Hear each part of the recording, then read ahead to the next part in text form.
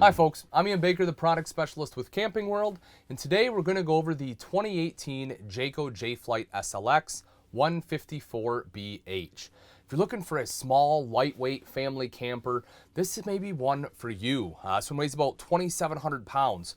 Cool thing about that is if you have like a mid-size SUV and you're right at that 3,500 pound towing capacity, then this is one that may work for you. It gives you that extra leeway for some extra stuff, and that way you don't have to upgrade the family vehicle.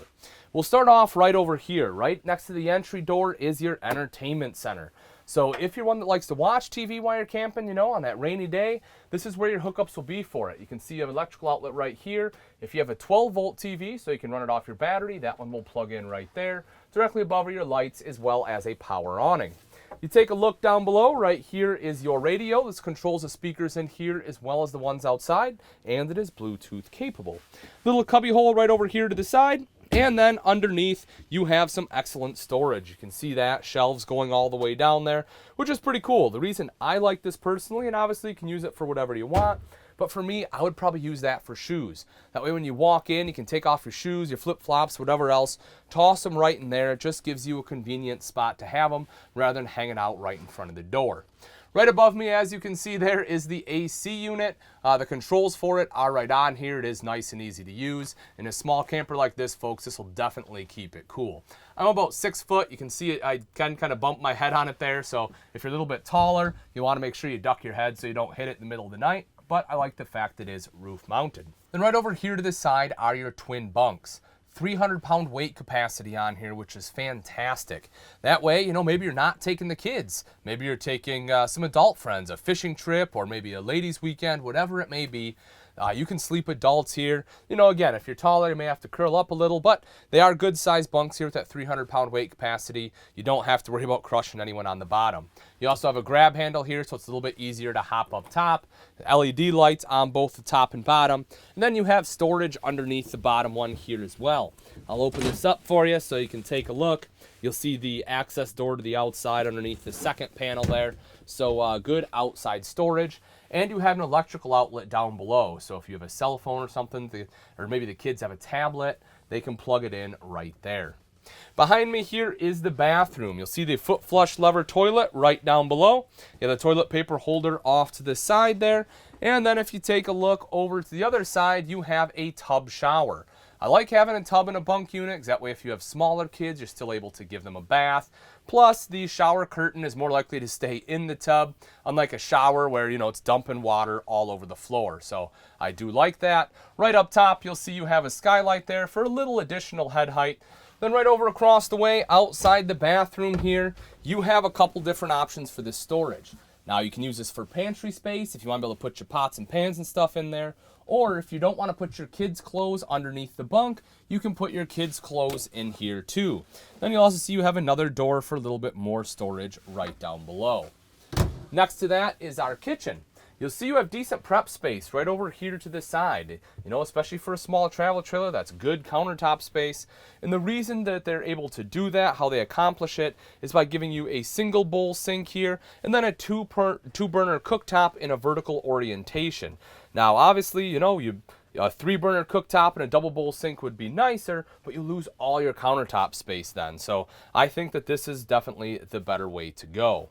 Right up above that on the wall, you will notice your tank monitoring panel there. Your water pump control is there too.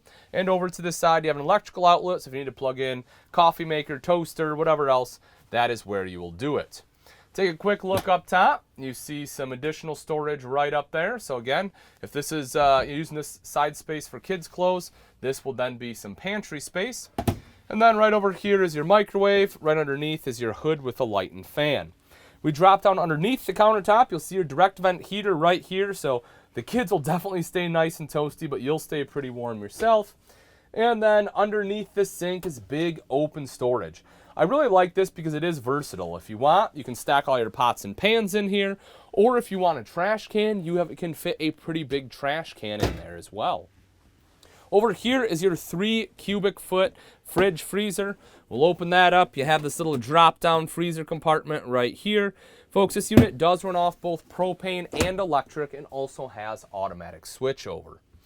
Now if we take a look all the way up front, this is your main seating area. This is a dinette. Currently I have it dropped down into the bed position, but you can see the table right there. It does have a small little cutout on this side. That way it's a little bit easier to sneak in and out, to be able to get around this countertop here. But the reason I have it dropped down into a bed, I do want to show you. Again, folks, I'm 6 foot. You see, if I lay down, I can lay down here pretty comfortably. My feet aren't hitting the wall. Plenty of space there. So if you are taller, and you're sick of having short beds when you're camping with your feet hanging off, you don't have to worry about it in here, which is pretty darn cool.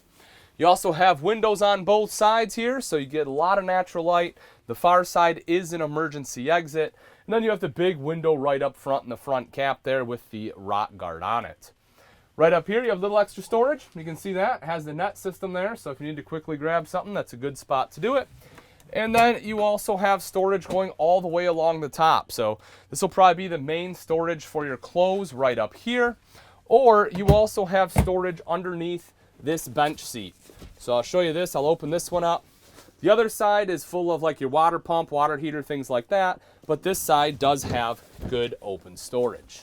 Now that we've seen the inside, let's take a quick look at some of the outside features on the Jayco J-Flight SLX 154BH. Right up front here, folks, is your 20-pound propane tank. Pretty darn easy to access that. And right behind that, you, of course, have rails for your battery. Coming up the front here, some diamond plating to help protect the front end from any rocks or debris that get thrown up by your tow vehicle. And then above that, you have the rock guard here covering up your window. That way, again, any rocks, if they do make it up that high, it's not going to crack your glass. You can, of course, open this up, as I mentioned, to let in some natural light. You just have wing nuts right here that you tighten on either side to hold this open. Real quick, let's talk quickly about construction. So one of my favorite things about Jayco is the roof system on here. They used to call the Magnum roof system. And there's a couple things that go along with that. Part of it is the fact that they screw it rather than staple it. And if you know anything about construction, screws obviously hold much, much better than staples do. Also, they use 2x2s for vertical supports, where a lot of manufacturers are using 1xs or sometimes just a 1-inch strap of aluminum. So you definitely have a lot of extra strength there as well. They also use oversized nail plates on there, and they have one of the best roofing materials currently on the market, which is the Dyflex 2. It essentially is a fleeceless TPO. The reason it's so good is it has a lot of the excellent properties that you get from EPDM or a rubber roof without having any of the maintenance. So it's still nice and flexible. You don't have to worry about it cold cracking, and you don't have to get up there every year and put additives back into it. Plus, it helps with the streaking. You don't get near the streaks you get with the rubber because it doesn't have that black underside. So definitely, all in all, an excellent roof system on the Jayco there. While we're looking up top, you also see the power awning. So, that's great to have on a camper this size. A lot of times you don't get an awning at all, or if you do, it's a manual one. Not the case here, folks. Power awning, touch a button, it rolls out. Same thing to go right back in. And in the head, you have speakers on both sides. That way when your awning is extended, the music plays down on your campsite instead of blasting out at your neighbors. Those are controlled by that multimedia center I showed you inside, and that unit is Bluetooth capable. So if you want to sit out here in your chairs, you can just pull out your smartphone, connect to it via Bluetooth, and control the music there. Also, underneath the awning, it's sewed into the awning fabric itself, you have an LED light strip. Cool thing about that is it doesn't matter if the awning's rolled up like it is right now or half extended, completely extended. You can still use that LED light at night and you will have the light there shining down on your campsite, so you don't have to get up there and hang up some Christmas lights unless, of course, you really want to. Making our way back a little further here, you will see 2 electrical outlets right there, so if you need to plug anything in, you can do that. Foldable step to get into the camper. You just have the one step. It's really all you need. And you also have the grab handle right here. That way, again, just gives you that extra control when you're heading in or coming out.